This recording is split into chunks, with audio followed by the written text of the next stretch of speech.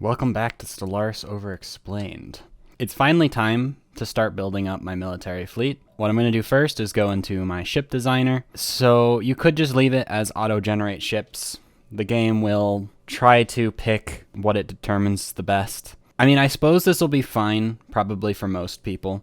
My military strategy is not really about like designing the tech for the ultimate optimal thing. Usually it's just having such a good economy that I have more ships than the enemy does, so even if they are getting a higher kill ratio than my ships are getting, they just are so outnumbered that they don't stand a chance. That's my general strategy. And at this point, I don't even need to really have good ships. I just need to get the power projection and the diplomatic weight from them, so they don't even really have to be effective in combat. They just have to be there and be scary as a preventative measure, and for the occasional pirates and whatever else spawns due to event or whatever, but I doubt I'm going to be in any wars. But I'll still walk you through the basics that I'm aware of ship designing. This is not like ultra optimized. You have to turn off auto-generate ship designs if you want to actually edit anything. You have a body or like different like selections of like the hull type, and this changes around what like types of weapons you have on your ship. So right now we have 3 small weapon slots, but we could switch it over to a missile boat and get 1 small weapon slot and a missile battery slot. The thing that's great about missiles is that they have shield penetration and they deal extra hull damage. There's a lot of counters and things like that. There's like, oh, missiles counter heavy shield. If you put all of your money into having lots of shields, then the missiles are going to shred your ships. But the thing is that you can figure out the ship designs of other empires if you have enough intel on them. But in most cases, you won't have enough intel or the time to see their ships and then upgrade your ships appropriately. Like, I've never like practically actually done that. Anyhow, the main numbers that I like to look at when designing a ship, I care less about optimizing whether I'm countering the other ship. I really just pick whatever weapons I had gotten the technology for, usually. But what is usually quite important is your speed value. This is very important because, as I mentioned before, if your ships are not present for a battle, they aren't going to do very well in that battle. So I really like being able to redeploy my ships wherever I need them as quickly as possible.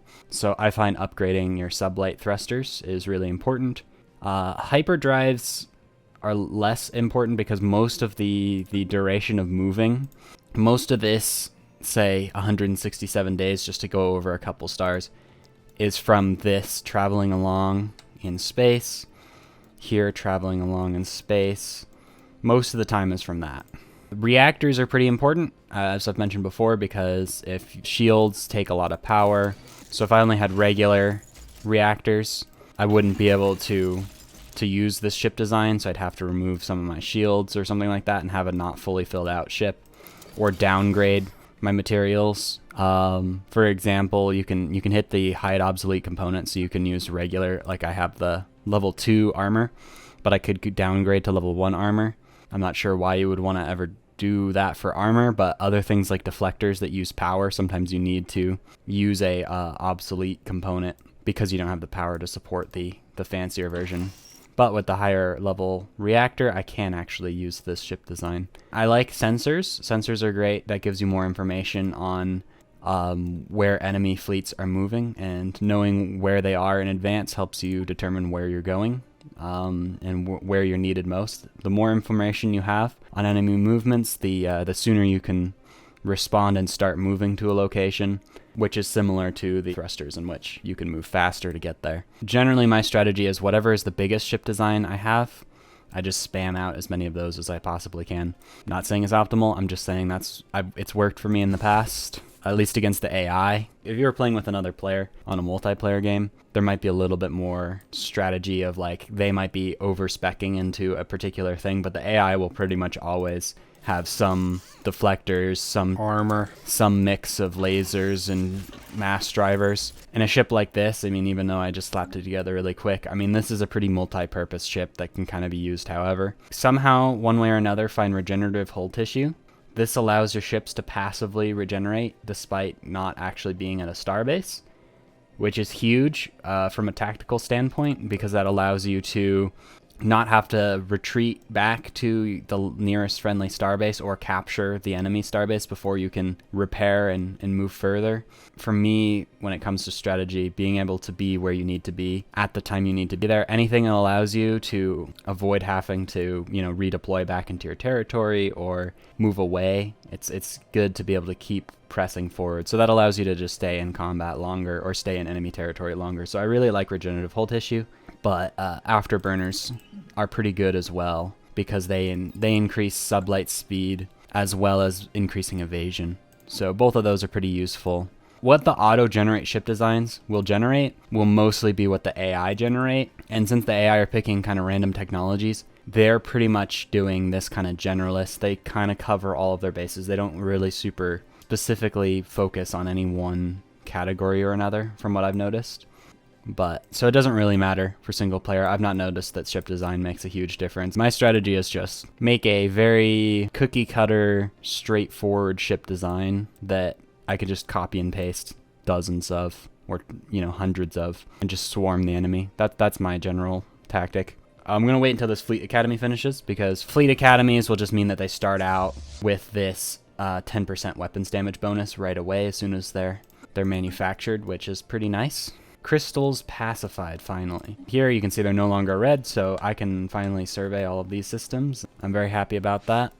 If you are planning to go to war with someone in particular, or you know that there's someone hostile, I might specifically on the border with someone, like put a starbase over here and make sure it has at least a shipyard or two and a crew quarters. That way you kind of have a forward operating base. You put a fleet there. That way anytime a war happens, your fleet's already in position, ready to go, and you can do upgrades without having to move them around your territory. You can just leave them stationed there. So I like to, if I'm going to put a starbase, I like to have a crew quarters because this reduces the docked ship upkeep, which is very nice. And Fleet Academy is nice if you can afford to have that building slot, but sometimes defensive building slots might be better for you, depending on the situation.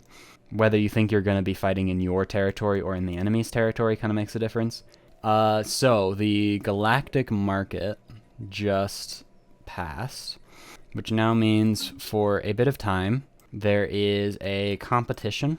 You can nominate one of your planets to be the center of the Galactic market, and it doesn't entirely make sense to me how that's decided. It might be off of trade value, it might be off of something else, but I've had some fantastic trade value worlds and still lost it to some random uplifted primitives. Point is, you can put energy and influence into a nomination, and if you win the nomination, you'll get a modifier that reduces the market fee for it being in your territory. So it's pretty nice to at least try. It costs a lot of influence, but I think I'm going to go for it anyways. I'm going to cancel this so that I actually have enough influence to elect Earth as the potential place for the Galactic market. So you nominate your planet. This is adequate, so maybe it'll work. You can use more energy and more influence to boost it. It's probably not worth the influence though. So I'll just take this adequate and maybe I'll get lucky. All right, the Authority Covenant declared on the Commonwealth of Man. All right. So I'm going to go ahead and get this, and I will go into policies, trade policy. If I go for the consumer goods, I could switch over a bunch of my artisans into metallurgists and increase my alloy output. So I'm going to go ahead and switch over to consumer benefits. So as you can see, that makes a massive boost to my consumer goods production. In its place, I'm going to switch over all of my industrial worlds into forge worlds, is why I like doing that. I get all my consumer goods from trade, and then I can get my alloys directly from jobs. Because now I'm making a lot of alloys. Oh, if you're wondering what the outliner, if your outliner looks different than mine, you can press this little gear icon and see and rearrange stuff. What I like to do, I have situations on top, but I don't currently have any situations. I turn off planets, and then I put least military fleets, armies. The reason I like to do all my military stuff up at the top is when I'm in a war, I really like to have easy access to it. Then I do sectors. That way I can, instead of doing planets, I like doing the sectors so I can see where governors are stationed and things like that, organize it in that way. Then civilian ships, that would be, colony ships, science ships, construction ships. Then shipyards and star bases. And then holdings and branch offices I currently have off. And then observation and factions I think are just locked in place anyways. And then for planets, I really like the colony designation icons. That way I can quickly see what I'm planning the planet to be. I don't really find these icons of what the planet class is to be all that useful. Did you guys go to war? They did. The Udovango Company and the Kroll Commerce Guild are apparently having a corporate war over here. The two megacorps having a bit of a scuffle. That's fine, as long as the trade value keeps coming to me. Okay, it just happened. I mentioned way back when, in like maybe the second episode, to instead of doing an attack order, to do a like click near them, because it just got canceled because my science ship moved out of range. Don't use attack orders unless you're like in the same system or something like that. Ruin Strategic Coordination Center. Oh, nice. I have a mega structure that I can repair eventually. That's cool. This one's an alright one. I think it increases ship speed, so that's pretty good. The AI with this new update are so aggressive with security contractors, but it's not good. I don't want it. Oh, it does increase trade value though. That's worth it. I didn't even realize it. I didn't see that. Trade value is pretty good actually. I value starbase upgrades more than I value a new ship type, because starbase upgrades allow you to get more naval capacity, allow you to get more trade value, allow you to get more shipyards. The utility of starbases are useful all the time, whereas ship upgrades are pretty much only useful when you're actually at war or having combat of some kind. Alright, I'm just gonna start building some destroyers. Okay, the Udovango Company is willing to guarantee my independence, though I am building up my ships. I'll accept it, I guess, but they're probably going to immediately turn around and cancel it, so whatever. We have met some marauders. Where are they? Very far away from me. They're not a concern. These guys can send ships to raid you, or if you have a rivalry, you can send them after your rivals, or your rivals can send them after you. They're kind of annoying, but when they're this far away, I don't think they're much of a threat. These primitives that I saw last episode, they are industrial age, in case you were curious, since I never said that last time. And meanwhile, these primitives over here, the Stone Age ones, let's see what their progress is. They still have a long way to go. Yeah, they immediately canceled the guarantee. I figured they would, as they saw that I actually started bothering to build some ships. Oh, I did get it. Fantastic. So now I have a 10% reduction to market fee, which is really great. That makes the market even better. I can further reduce my market fee down to just 10%. I'll go ahead and get insider trading for that reduced market fee, since I use the market all the time. Getting this fee down as low as possible, pretty good. So if you click this button, the Fleet Manager, this is a good way of quickly managing if you want to make sure that all of your fleets have the kind of same fleet composition, so they're all reliably the same. You can use this as a way of determining how many ships you want, and then when you lose ships in combat, you can press this button and the nearest starbase will automatically start producing ships and they'll go and rejoin. Another war. Wow, there's a lot of wars going on. Compact of Kelsica. Wow, the Compact is really such a squiggly noodle of an empire. Like, I know my empire's bad, but like once I fill out my territory, I'm actually gonna be like a respectable shape. But what is this? And then, do you actually, is that your subject, or is it just a coincidence that your flags are colored the same? Because if that is, it's even worse. It is. This guy's a subsidy. Oh my gosh, the Compact is Border Gore kind of mad Border Gore. They are at war with the Kroll. Oh, the Kroll Commerce Guild is kind of screwed. I feel bad for you. In 2 wars. From both sides. Yeah. Goodbye, Kroll Commerce Guild. May you rest in peace. And United Nations of Man seems to be winning against the Covenant. But this is still an even fight at this point. They don't have any planets, it doesn't seem. And anyhow, interesting, the drama of the galaxy continues. Not me at the center of it. So all of these, or some of these planets have finished. And they are in my frontier sector. So I want to decide over here, if you click on the sectors map mode, you can see that most of my other planets are all from my core sector, just due to where they're positioned. But here, these ones are outside of my core sector, because they're more than 4 hyperlane jumps away. So one of these planets I got picked to be my capital. I don't think it makes a huge difference. There's not like any... It's only about where the I think the only real choice is which system you want the capital be in, because that determines like how your sector will generate and how far away it'll be. Generally, I want as much under one sector as possible. That way, because you can only have one governor or each sector needs a new like governor. So the more planets under one sector, the better. I generally just like arbitrarily go for whatever planet has the most districts. I'm going to press that little button, make a new sector, and I'm going to elect a governor. Oh, retired fleet officer is pretty good, but I want that over the Earth sector. So I'm going to switch out the governor that is over Earth and then go to Earth, assign this, and then that way my star bases here are going to just produce a little bit faster, a little bit cheaper. Let me see how I am compared to the rest of the galaxy. Apart from the Empire of Anon-Fashin, I'm actually equivalent in fleet power to them already. Wow. So the only one, Authori Covenant, is superior. Udovanko Company is superior. That's it.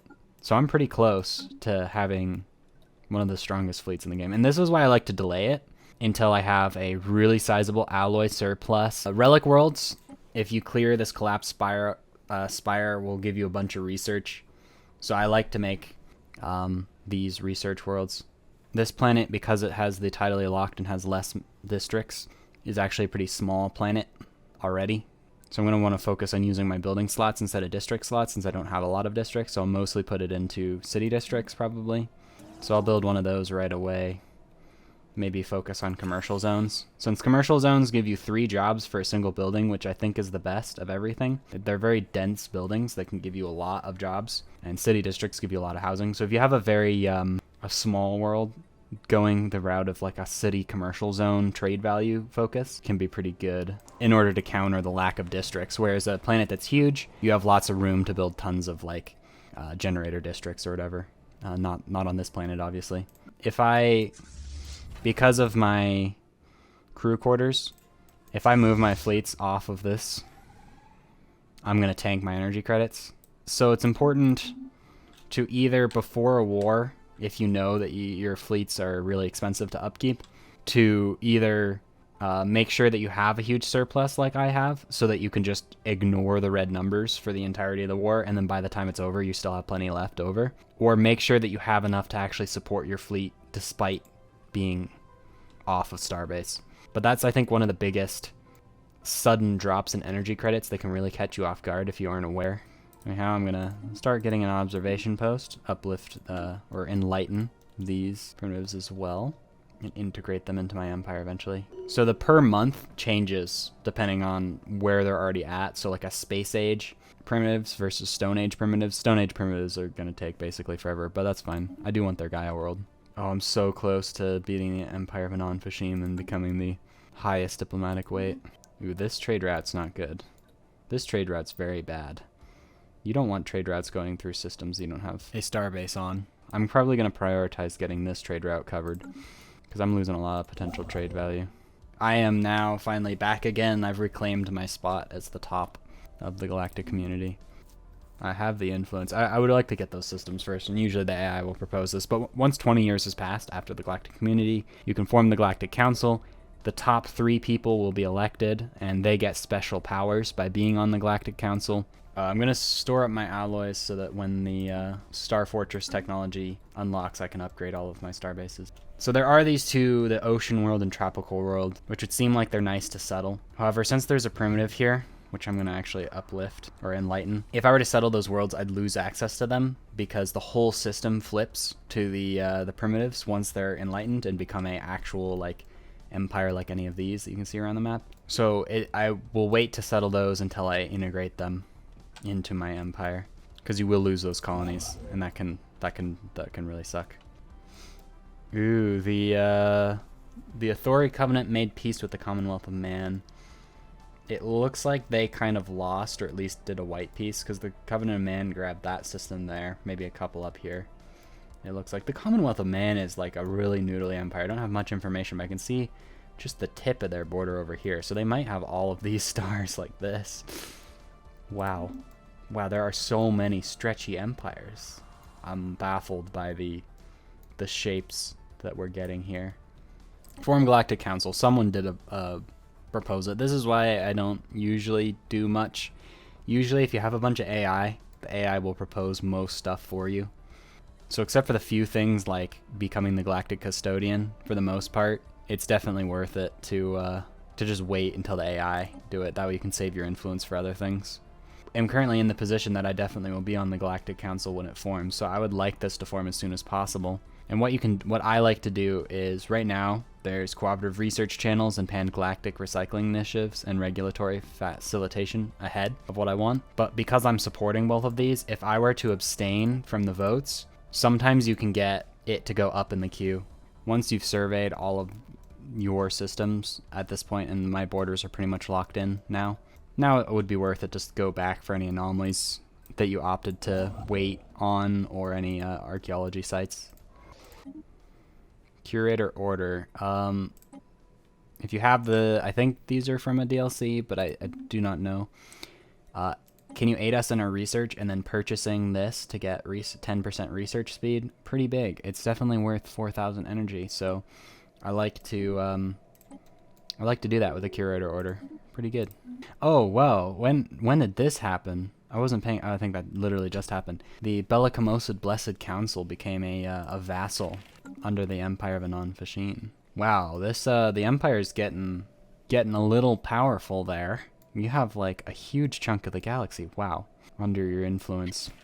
I'm thinking maybe a defensive pact defending me from them, of course, being the leading thing, or at least a non-aggression pact. I'm gonna go with the non-aggression pact. So then what I'm gonna do,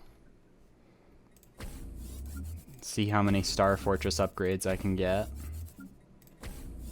It doesn't look like I'll be able to get all of them just yet, but pretty soon.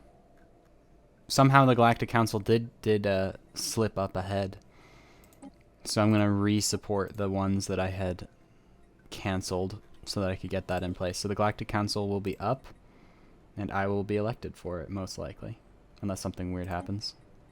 The Enlightenment must have just finished. I was so confused. What is this going on? So the Enlightenment of the Industrial Age primitives has finished, and there will be a Protectorate, which just means that they get much faster research because they're so far behind. This is very typical for primitive civilizations. Yeah, I'm fine with these terms. I don't really have anything to change. An Ugo-Vongo company made peace with the Kroll Commerce Guild. I don't notice much of a difference. They might have gotten like a planet or so, maybe, but they aren't like gone or anything. Yeah. They're xenophobe, pacifist, and egalitarian. Establish embassy, of course. And then let's get a commercial pact. And then I now have a available civic slot. So if I press reform government, I would have enough unity to do this. I like to do this when I can, when I get that technology that allows you to get an additional civic slot. So I'm going to remove idealistic foundation with the assumption that eventually I'll solve the happiness decrease from that. I want to add diplomatic corps for the envoys and diplomatic weight. This is great. That'll allow me to really pull ahead in the galactic community. Meritocracy. I really like the specialist pop resource output. That would improve my alloys, my research, my unity. That's a ton of different things, so that's a boost too. So this will cost me a decent amount of unity, but the reward is definitely well worth it. So reform, and that gives me more additional envoys to slot into the galactic community. At this point, I know I'm not going to be building robots, and I'd like to have my spiritualist faction be happy, so I'm going to go ahead and outlaw robotic workers. Otherwise, there's not much I can do to make them happy. Finally, the Galactic Council is about to pass. Just a couple days. The members of the galactic community have voted to establish a Galactic Council. Membership in this august body will be limited to representatives from the 3 most powerful and influential empires in the community, until a new council is elected. These are the Empire of Anon-Fasheen, the United Nations of Earth, and the Udo-Vongo Company. The members of the Galactic Council are expected to lead and safeguard the galactic community. Their increased powers allows them to cut through some of the red tape that so often inhibits the decision-making process in large political institutions. Now we can finally get things done. You get a fancy little background and this little slots at the top. Pretty nice. And you even get more additional diplomatic weight. And then you also get the power to this emergency measure. So if I really want something to happen, even if it's really low on the list of things to happen, I can put it straight, ignore the recess time, and put it straight on the voting floor. I do have enough for one more starbase, so if I want to put a starbase somewhere else, maybe down here to collect this trade value, that's a good call, I think. Alright, so my energy credits, I have maxed out my storage capacity. So if I were to pass a month, this 176 energy credits, I wouldn't get that while it's maxed out. I can't get any more energy credits. So what I like to do is invest it in one of the strategic resources. So I can buy 1,000 energy credits, or 1,000 rare crystals, or I can buy 1,000 volatile motes. That way I can use that energy, and now I have a surplus, and if I need it, either to use this for exotic gases as fuel, or shield boost, or ammunition, or explosives, and these all increase various bonuses. So it can be nice if you're in a war to enable these various bonuses, and then you have a huge stockpile so you can maintain that for a long time. Invest your money in something tangible. You know, I'm making a lot of alloys, fleet manager, create new fleet, cruiser, max that out, reinforce. You can just kind of start printing out some fleets like this. It's a nice quick way. Non-Fascine wants a defensive pact with me. Honestly, I'll finally do this. It's worth it, just in case. They're overwhelmingly powerful. Ooh, orbital rings, finally. These are so cool. I really like them. I'm gonna get them. Oh, the Kroll Commerce Guild lost quite a few systems there up here in this wing, I feel like. What actually did happen? Only one system. Yeah, they're still around. I thought that war would devastate them more than it did. Alright, I'm going to call the episode there. I hope this was helpful. Thanks for watching, and if I finish the next episode, you should see it on screen about now. Alright, bye.